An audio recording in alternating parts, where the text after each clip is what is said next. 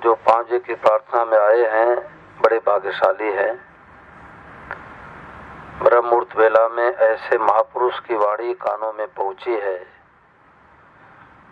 आज महाराज जी ने हम लोगों को चेत कराया कि हम लोग धन को महत्व देते हैं, शरीर को महत्व देते हैं, परंतु हमारे साथ में चलने वाली पूंजी क्या है? हमारा स्वभाव। मनुष्य में चाहे तो स्वभाव को सुधार ले और मनुष्य में चाहे तो स्वभाव को बिगाड़ ले। मनुष्य शरीर के सिवा सब दरवाजे बंद है। स्वभाव सुधारने का मौका केवल मनुष्य में। सठ सुधरे सत्संगत पाई, पारस परस कुदात सुहाई। दुष्ट से दुष्ट व्यक्तियों का स्वभाव सुधरता है सत्संग से, और जिनका स्वभाव सुधरा हुआ होता है उनको घर वाले भी चाहते, बाहर वाले भी चाहते हैं, और जिनका स्वभाव बिगड़ा हुआ होता है न घर वाले पसंद करते हैं न बाहर वाले पसंद करते हैं। स्वामी जी महाराज जी से एक स्टेशन मास्टर बोले कि महाराज जी मैं अपने ऑफिस में बैठा था।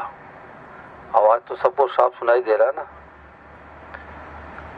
तो स्टेशन मास्टर बोले कि महाराज जी मैं अपने ऑफिस में बैठा था तो एक सज्जन हमारे सामने वाले कुर्सी पर आके बैठ गए। जब तक उनका परिचय नहीं मिला था तब तक तो कोई फर्क नहीं पड़ा, और जैसे किसी ने आकर के उनका परिचय मेरे को बताया तो बैठे बैठे कुर्ता पसीने से भीग गया। तो महाराज जी ने कहा क्या परिचय मिला?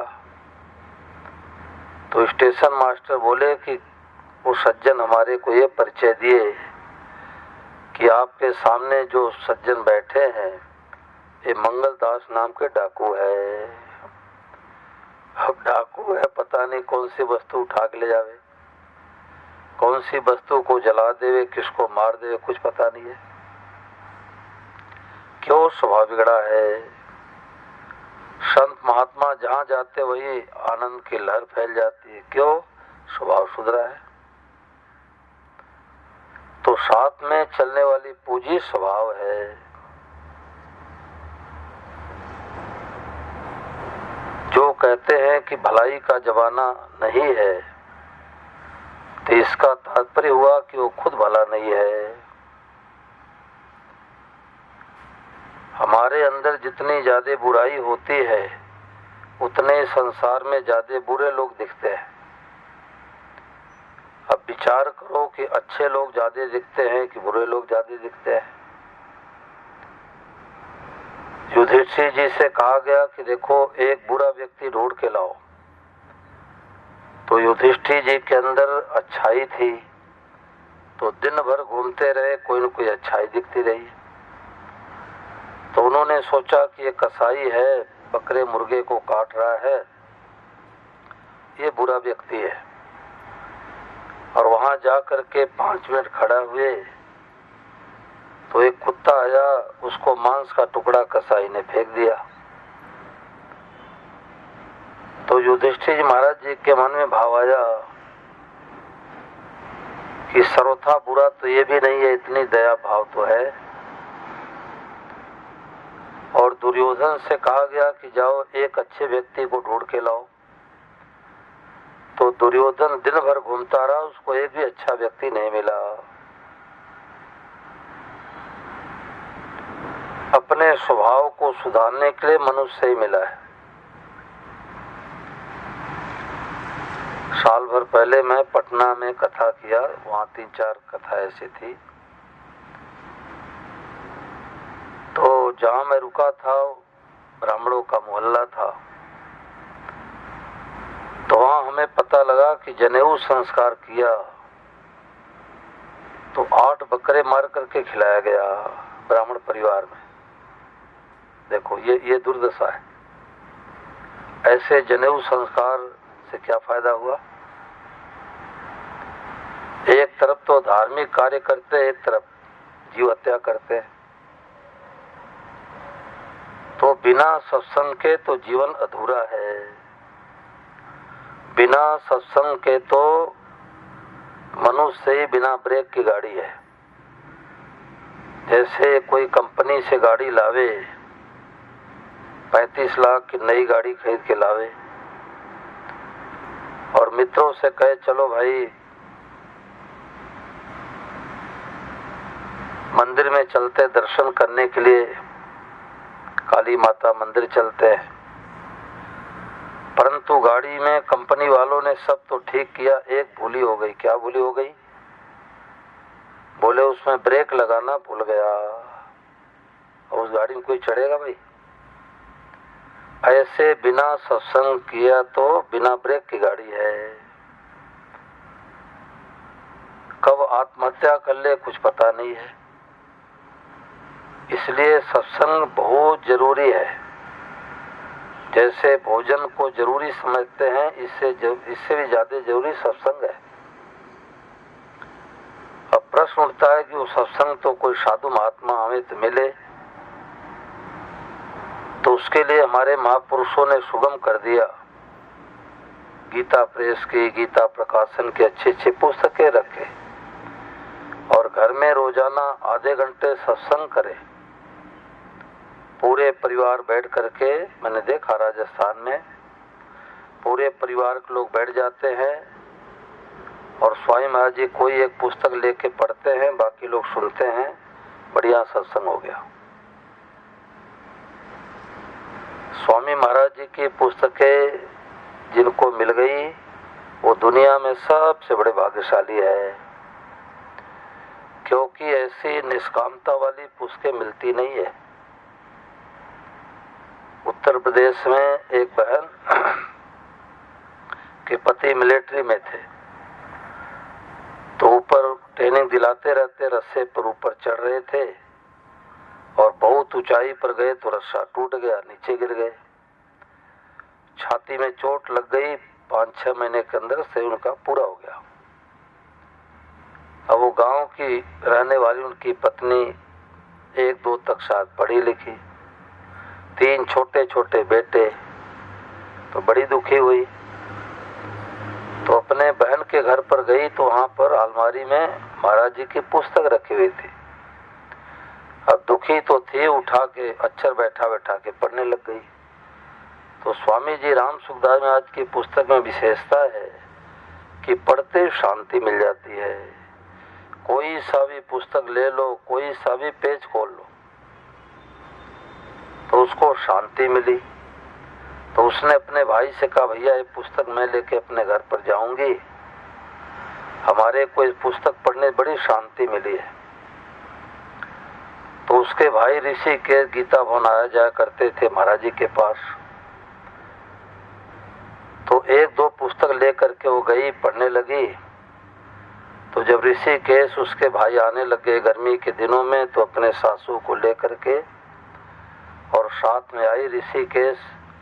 लगभग 16-18 दिन स्वामी महाराज जी का सत्संग सुना। तो जब जाने लगी तो उसने एक बात बताई। उसने कहा, हमारे को तो बुढ़ऊ स्वामी जी ने जिला दिया, नहीं तो मैं चिंता करते करते मर जाती। तो हम लोग बहुत भाग्यशाली हैं जो ऐसे महापुरुषों का साहित्य पढ़ने को मिल रहा है। अब घर में रोजाना सत्संग करे तो बच्चों में भी अच्छे संस्कार आएंगे। तो सत्संग से हमारे को जीने की कला आती है। सत्संग से हमारा स्वभाव सुधरता है। सत्संग से हमें ज्ञान होता है हम किस लिए संसार में आए हैं। अब कई लोगों का स्वभाव होता है कि रुपया गिनते हैं तो थोक लगा करके। एक विद्यालय में गया राजस्थान में, 12वीं तक सरकारी विद्यालय में। तो मैं सत्संग सुना के ऑफिस में बैठ गया। तो प्रिंसिपल जो बहन थी तो अब थूक लगा के रजिस्टर पन्ना पलट रही थी। तो 10-12 बार ऐसे पलटा। तो मैंने सोचा गिनती करूं कितने बार इसने थूक लगा के पलटा। तो मैंने गिनती किया, थोड़े समय में 119 बार थूक लगा के पन्ना पलटा। अब बोलो पढ़ाई कितनी, तनख्वाह तो 1.5 लाख रुपए, परंतु आचार विचार व्यवहार के बारे में 0 नंबर। तो मैं चलते चलाते हाथ जोड़ कहा, बहन जी मैंने गिनती किया है, आपने 119 बार थूक लगा के पन्ना पलटा। अब आप पेन छुएंगी तो जूठा, गिलास छुएंगे तो जूठा, रजिस्टर छुएंगे तो जूठा। तो कटोरी में गिलास में जल रख लो, थूक लगाने की क्या जरूरत है। तो थूक लगा के पन्ना पलटते हैं, रामायण कोई भोले भाले गीता का पन्ना ही पलट देते हैं। तो अभी उनको सत्संग का छींटा ही नहीं लगा। कई लोग थूक लगा के रुपया गिनते हैं, तो अभी सत्संग नहीं मिला।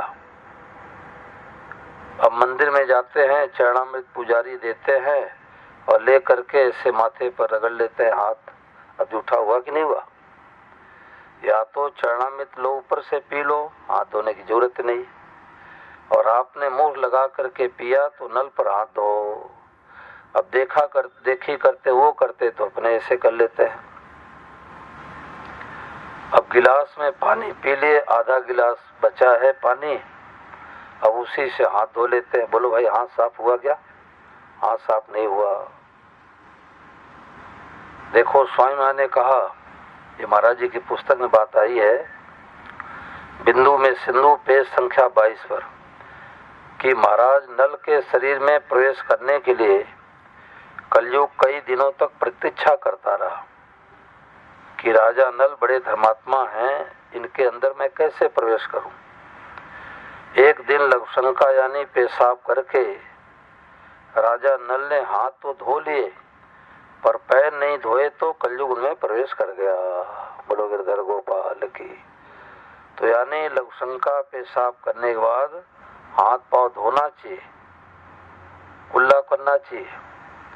शुद्धि अशुद्धि का ख्याल नहीं रखेंगे तो मन शुद्ध नहीं होगा। और छोटे काम को बढ़िया से बढ़िया करो। तो छोटे काम को जो बढ़िया ढंग से करते हैं तो बड़े काम को बढ़िया ढंग से करेंगे। बड़ा काम क्या है, भगवान की प्राप्ति। ये मनुष्य केवल भगवान की प्राप्ति करने के लिए मिला है। रुपया मकान दुकान है तो साधन है, इसको हम लोगों ने साध्य मान लिया। अब जूता पहने पहने भोजन करते हैं, अब बुद्धि शुद्ध कैसे रहेगी। बिस्तर पर बैठ करके भोजन करते हैं, बिस्तर शुद्ध कैसे रहेगा। अगर सत्संग नहीं मिला है तो बस में बैठा, भूख लगी तो केले को काट काट के खाएगा, और रुमाल निकाल के हाथ पोंछ लिया, रुमाल रख लिया, बताओ हाथ साफ हुआ। परंतु अगर सत्संगी है, भूख लगी है, तो केले को तोड़ तोड़ करके ऊपर से खाएगा।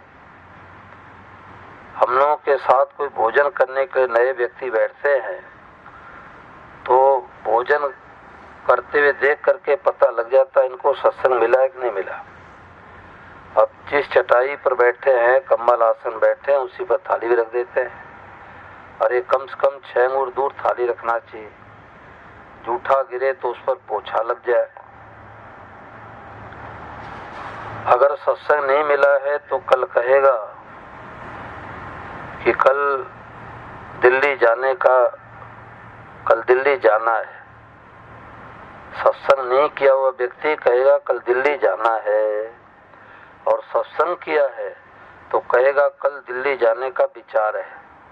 अब दोनों में फर्क है नहीं ओम जी, बड़ा भारी फर्क है। दिल्ली जाऊंगा या दिल्ली आऊंगा वो निश्चित कर दिया, और नहीं गया तो झूठ बोलने का दोष लेगा। तो सत्संगी है तो कहेगा कल दिल्ली आने का विचार है, दिल्ली जाने का विचार है। अब हाथ में घड़ी बांध रखा है, किसी ने टाइम पूछा कितना बज गया, बोले 10 बज गया। तो 10:01 भी हो सकता है, 9:59 भी हो सकता है। तो झूठ बोलने का दोष लगेगा, ये कहना चाहिए लगभग 10 बज गए। अब मोबाइल तो एकदम सटीक बताता है इतना बज के इतना मिनट हो गया। सत्संग नहीं मिला है तो कहेगा कि रात में उधारी वापस रुपया नहीं देना चाहिए, नहीं तो लक्ष्मी माता रूठ के चली जाएगी। और सत्संग किया है तो कहेगा भैया 500 रुपये देना है, कर्जा वापस करके दो, नहीं क्या पता रात्रि में भूकंप आ जाए और मरना पड़ जाएगा तो फिर 500 रुपये के लिए वापस आना पड़ेगा। ये सत्संग किए न किए में फर्क है भाई। सत्संग नहीं करता तो सोचता है दूसरे का 10 रुपये हमारे हक में कैसे आ जाए, और सत्संग किया है तो निगरानी रखता है कि दूसरे का 1 रुपये नाजायज ढंग से हमारे हक में ना आ जाए। सत्संग नहीं किया है तो कोई आ गए मित्र और पूछते हैं कि तुम्हारे पिताजी कहाँ हैं, तो बेटे से कह देता है कि कह दो घर पर नहीं है। और सत्संगी है तो कभी झूठ नहीं बोलेगा।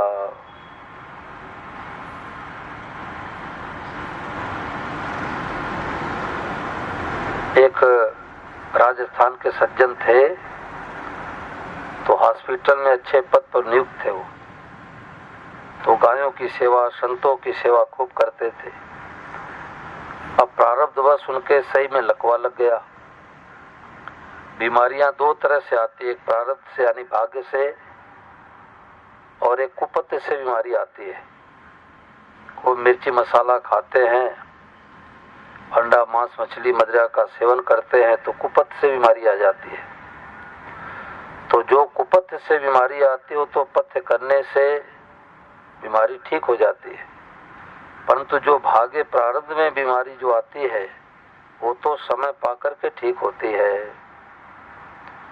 कई लोग कहते हैं कि जो गुटखा नहीं खाते उनको भी कैंसर हो जाता है, तो हम क्यों छोड़ें, हम तो खाएंगे। अरे भाई, जो नहीं खाते उनके भाग्य में कैंसर की बीमारी लिखी हुई थी, परंतु आपके भाग्य में कैंसर बीमारी लिखी नहीं थी। आपने गुटखा सुरती खा करके कैंसर को निमंत्रण देके बुला लिया। तो जो सज्जन राजपुरोहित जी थे तो उनको लकवा लगा, तो मैंने फोन पर उनसे हालचाल पूछा, तो उन्होंने कहा कि महाराज कोई सेवा बताओ। तो हमारे को इस बात का असर पड़ा कि देखो, हमारे को पूछना चाहिए कि आप सेवा बताओ, और बचपन से सेवा करने की आदत है तो पूछ रहे महाराज सेवा बताओ। तो ये स्वभाव मरने के बाद भी साथ में चलेगा। झूठ कपट बेईमानी करके रुपया कमाते हैं, तिजोरी में, अलमारी में, बैंक में रुपया पड़ा रहेगा। बेटे पोते मौज मस्ती करेंगे और नरकों में हमको जाना पड़ेगा। पापी की मुक्ति पाप भुगतने से हो जाती है, परंतु स्वभाव बिगड़ा है उसकी मुक्ति नहीं होती। आज कुत्ता बिल्ली सर्प बिच्छू योग योनियों में पड़े हैं। भगवान ने किसी जन्म में इनको मनुष्य में भेजा था, और मनुष्य में सत्संग नहीं किया, खान पान बिगाड़ लिया, दूसरे से बैर किया, तो भगवान इस जन्म में सर्प बिच्छू बना दिए, कुत्ता बना दिए। छूते डंक मार ले, छूते ही काट ले। तो अपने स्वभाव को सुधारने के लिए मनुष्य मिला है। विवेकानंद जी एक गांव से जा रहे थे, तो वहां सर्प नेवला आपस में खेल रहे थे। तो विवेकानंद जी के अंदर भाव आया कि नेवला और सर्प आपस में इनका बैर होता है, ये आपस में खेल कैसे रहे, जरूर यहाँ कोई संत महात्मा रहते होंगे। तो गांव वालों से पूछने लगे कि यहाँ कोई साधु महात्मा रहते हैं क्या। तो गांव वालों ने कहा कि नहीं, रहते तो नहीं है, कुछ वर्ष पहले यहाँ पर एक बड़े त्यागी संत महात्मा रहते थे। तो विवेकानंद जी समझ गए कि ये संत के स्वभाव का प्रभाव है। तन कर मन कर वचन कर देत न काहू दुख, और तुलसी पातक झड़त है देखत उनके मुख। जो तन से मन से वचन से किसी का हित नहीं सोचते, अपने बैरी का भी हित नहीं सोचते, उनके दर्शन करने से शांति मिलती है।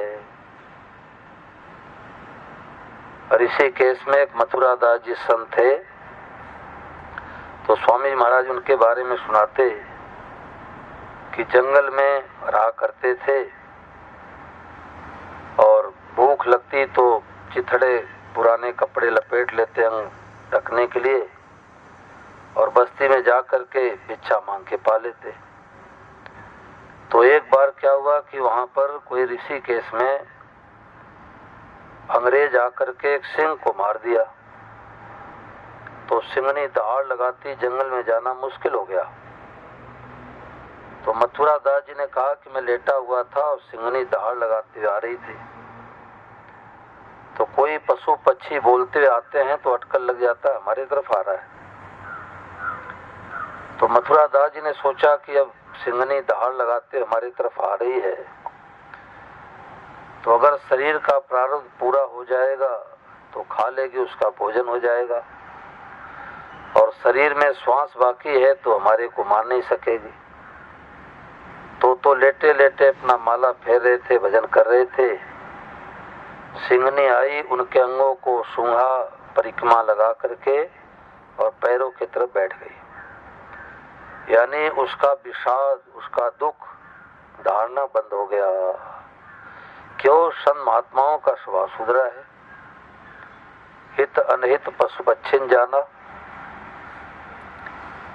दिल्ली में कथा हो रही थी तो एक बहन ने बताया कि हमारे यहाँ कौवा आता है और हमारे हाथ से वो नमकीन खाता है। अब दिल्ली का कौवा है, रोटी थोड़े खाएगा, उसके लिए स्पेशल नमकीन आता है, और कोई सामान रख दो तो नहीं खाएगा। अब कौवा बड़ा चतुर पक्षी होता है, परंतु स्वभाव जानता है। ओम जी घर पर गया तो वहां भी ये सुनने को मिला। तो हित अनहित पशु पक्षी जाना। हित और अनहित पशु पक्षी भी जानते हैं। कोई शिकारी है तो उनसे पशु पक्षी दूर भागते हैं, और स्वभाव सुधरा है तो उनके पास में आ जाते हैं। तो अपने स्वभाव को सुधारने के लिए मनुष्य मिला है। स्वामी शरणानंद जी महाराज बड़े उच्च कोट के महापुरुष हुए, प्रज्ञा चक्षु सूरदास। तो किसी जज साहब के घर पर रुके थे। तो जज साहब ने कहा कि महाराज चलो आज रविवार का दिन है, आपको जेल में टहला लाता हूँ। तो उन्होंने मन में सोचा हमारी आंखें तो है नहीं, जेल में हम क्या देखने जाएंगे, चलो कैदियों को दो अच्छी बातें बता देंगे। तो कैदियों को सत्संग कराने लग गए। सिरसा हरियाणा में हमारे को भी जेल खाने में ले गए सत्संग कराने के लिए। तो स्टाफ के जितने अधिकारी थे, कर्मचारी थे, और कैदियों को सबको बैठा दिया। 1-1.5 घंटे सत्संग हुआ। क्योंकि उनके हृदय में बैर भरा रहता है, तो उस समय उनको सत्संग मिलता है तो बातें पकड़ लेते हैं। तो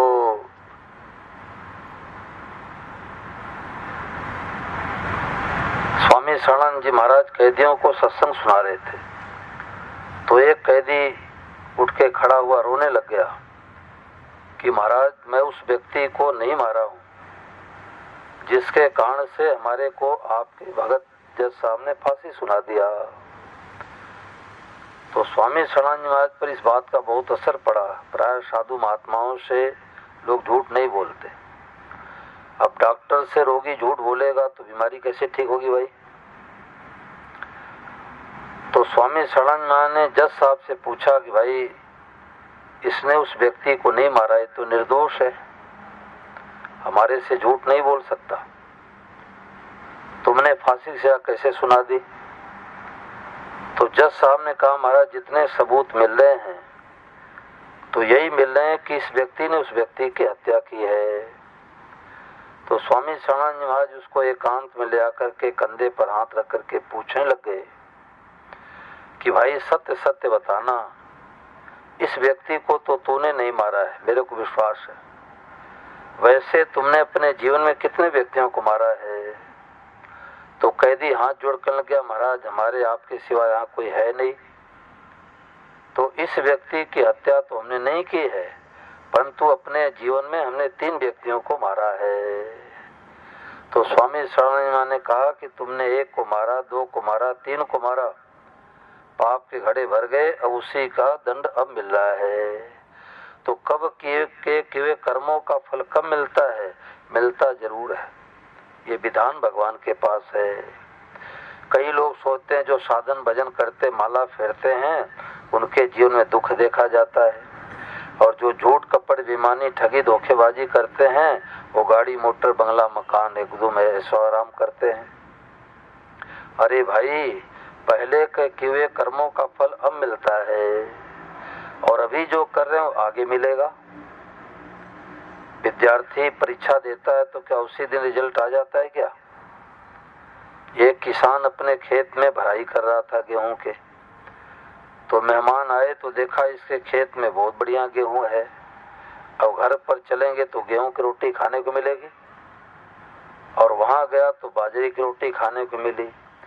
तो रिश्तेदार ने कहा कि आपके खेत में तो गेहूं है और बाजरे की रोटी कहाँ से आई? बोले पिछला फसल है, अब की बार आओगे तो गेहूं की रोटी मिलेगी। तो किए हुए कर्मों का फल जरूर मिलता है। हम सब लोग भगवान के सीसीटीवी कैमरे के अंतर्गत है। अब कोई पढ़ा लिखा नहीं हो और चोर मोबाइल लेके भागे कि कोई देख नहीं रहा है, सीसीटीवी कैमरा लगा है। चूरू की घटना है, श्री जयदयाल जी गुंदका गीता प्रेस को बनाने वाले। तो एक माहेश्वरियों का बेटा बीमार था, तो 4-5 लोग गए, चलो थोड़ा भगवान नाम कीर्तन सुना देंगे, किसी का अंतिम समय आ जाए, पता लग जाए, तो उसको गीता जी के 8वां अध्याय का पाठ सुनाना चाहिए, भगवान नाम कीर्तन सुनाना चाहिए, गले में तुलसी का माला पहना देना चाहिए, गीता जी पुस्तक सिरहाने रख देना चाहिए, गंगा जल और तुलसी पीस करके देना चाहिए। उससे यमराज के दूत नहीं आ सकते, भूत प्रेत नहीं आ सकते। ये परम सेवा है, परम सेवा। ये नहीं कहना चाहिए तुम्हारी बड़ी बहू है, बड़ा बेटा है, अब बेटे का चिंतन करते मरेगा, फिर बेटा बेटी बन के आना पड़ेगा। उस समय भगवान को याद दिलाना चाहिए। तो श्री जयदयाल जी गुंदका जी 4-5 लोग गए, तो उसके पिताजी रो रहे थे कि हमारा 25 साल का जवान बेटा जा रहा है। तो बेटा कहने लग गया कि पिताजी रोने से क्या फायदा, कर्म करते समय तो आपको डर नहीं लगा, रोने से क्या फायदा। अब 10,000 रुपए हमारे से आपने लिया था, 9,500 रुपए तो दवा में लग गया, अब 500 रुपए हमारे क्रियाक्रम में लगा देना, हमारा आपका हिसाब बराबर हो जाएगा। तो गुंदका जी वगैरह जो गए थे उन्होंने कहा बेटा तुम क्या कह रहे हो अपने पिताजी को, पिताजी तुम्हारे रो रहे हैं, दुखी हो रहे हैं। तो उसने कहा कि इस जन्म के पहले मैं बंगाली था और हमारे पिताजी और हम दोनों बैठ करके बंबई जा रहे थे। ट्रेन में मुलाकात हुई, सेठ जी आप कहाँ जा रहे हो? बोले बंबई जा रहा हूँ। आप कहाँ से आ रहे हो? बोले बंगाल से आ रहा हूँ। कहाँ जा रहे हो? बंबई जा रहा हूँ। तो बातचीत के दौरान ये हुई कि हमारे पिताजी ने कहा कि मैं तो बनिया हूँ, व्यापार करना आता, परंतु हमारे पास पूंजी नहीं है, रुपया नहीं है। तो मैंने कहा देखो मैं तो बंगाली ठहरा, रुपया तो 10,000 हमारे पास है, परंतु मेरे को व्यापार करने नहीं आता। अब दोनों में मित्रता हो गई कि रुपया तो हम लगाएंगे और व्यापार आपको तजुर्बा है, मिल करके करेंगे, और जो मुनाफा आएगा आधे आधे का बंटवारा कर लेंगे। तो जब स्टेशन पर उतरे तो एक धर्मशाला में हम और ये जो हमारे पिताजी थे ये ठहर गए। तो जब आधी रात हुई तो हमारे पिताजी सोचने लग गए कि हमारे ऊपर बहुत कर्जा है, अगर इस बंगाली को मार दे तो 10,000 रुपये मिल जाएगा। तो वहाँ पर दाना भूनने वाली बड़ भुंजारी थी वो और हमारे पिताजी दोनों मिल करके रात्रि हमारा गला काट दिए। तो गुंदका जी आदि बोले कि चलो ठीक है, आपके पिताजी ने गला काट दिया, परंतु ये जो आपकी पत्नी युवावस्था में विधवा होने जा रही है, इस बेचारी का क्या दोष था? तो उसने कहा कि वही राण भणवंजारी है जो पिताजी के सहयोग से गला काटा था, अब जीवन भर रोएगी। तो उसके पिताजी बोले कि देखो शनिपात की बीमारी में है, अकबक रहा है, इसके बातों को ध्यान मत देना। तो उसने कहा कि देखो मैं शनिपात की बीमारी में नहीं बोल रहा हूँ, फलाने के कोठी को तोड़ करके चोर चोरी करके ले गए हैं सेन लगा के, और जा करके सुबह देख लेना, वो बात सच्ची तुम्हारी बात सच्ची और वो बात झूठी तुम्हारी बात झूठी। तो जब सुबह ये लोग गए तो उस चोर जो है सेल लगा करके चोरी करके ले गए थे।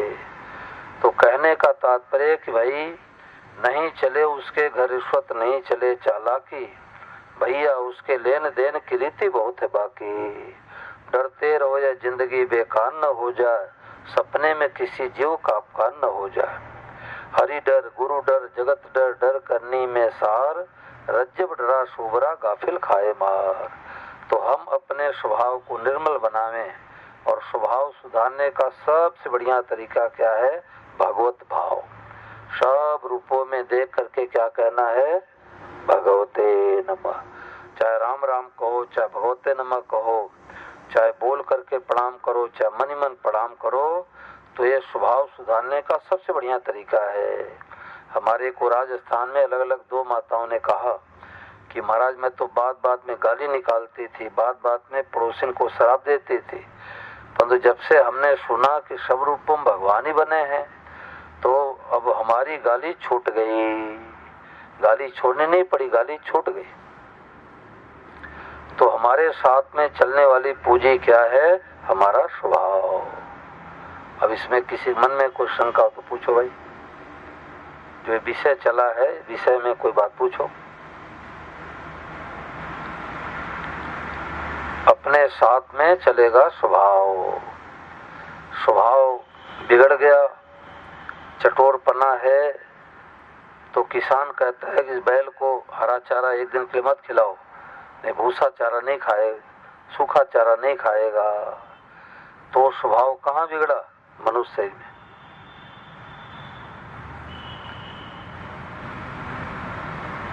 बोलो गिरधर गोपाल की। अब सब लोग खड़े हो जाओ, यही 5 परिक्रमा कर लेते हैं।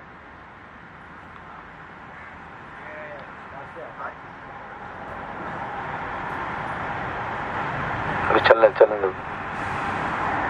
आज के समय में जीवत गुरु की आवश्यकता है, जीवत गुरु की आवश्यकता है, क्योंकि देखो बहुत सुंदर प्रश्न है, ध्यान दो, सबके काम का है कि इस युग में वर्तमान में गुरु बनाना जरूरी है क्या? तो स्वामी जी राम सुखदास महाराज जी की बातें बता रहा हूँ। उन्होंने कहा कि देखो भाई ये कलयुग है, ठगाई ज्यादा है, सच्चाई कम है, तो इसलिए उन्होंने कहा कि गोपाल कोई बेटा बना लो और गोपाल कोई गुरु बना लो। कृष्णम बंदे जगत गुरु। सत्संग सबका सुनो, लाभ सबसे लो, कथा सबकी सुनो, संबंध भगवान से जोड़ो। तो उन्होंने कहा कि माताओं बहनों के लिए पति गुरु है। माताएं बहनें ध्यान देख सुने भाई, माताओं बहनों के लिए पति ही गुरु है। और पति का स्वभाव बिगड़ा अंडा मांस मछली खाता है, तो कन्हैया को बेटा बना लो और यही गुरु का काम करेगा। नहीं तो 2 घाटा लगेगा।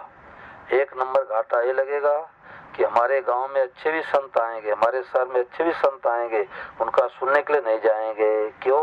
जो भी हमारे गुरु महाराज हैं। और गुरु जी मना भी कर देते, दूसरे पुस्तक पढ़ना मत, दूसरे जगह जाना मत। 1 घाटा तो ये हुआ। दूसरे नंबर घाटा ये लगेगा कि अभी तो हम राम जी, कन्हैया, शिव जी, गणेश जी का पूजन करते हैं, और गुरु जी एक लॉकेट गले में दे देंगे, एक फोटो दे देंगे, भोली भाली माताएं क्या करेंगी, भगवान को तो 2 नंबर पर कर देंगी और गुरु जी 1 नंबर हो जाएंगे। इसलिए क्या गुरु बिना मुक्ति नहीं, यहाँ पुस्तक आई है 10 रुपए की है, उसको पढ़ो। 2 पुस्तक आई है, कलयुग गुरुओं से सावधान, क्या गुरु बिना मुक्ति नहीं। तो महाराज जी ने कहा कि भाई असली गुरु कौन है? जो भगवान से संबंध जुड़वा दे। ये बात ठीक है ना? अब सब लोग यही परिक्रमा कर लेते हैं। इन सबका कहना है हाँ कि आज अंतिम है, तो थोड़ा सा परिक्रमा हरि नाम। चलो सब चलते हैं, माताएं बहनें खूब आई है, चलो। थोड़ा सा हाँ बिल्कुल, आप लोगों का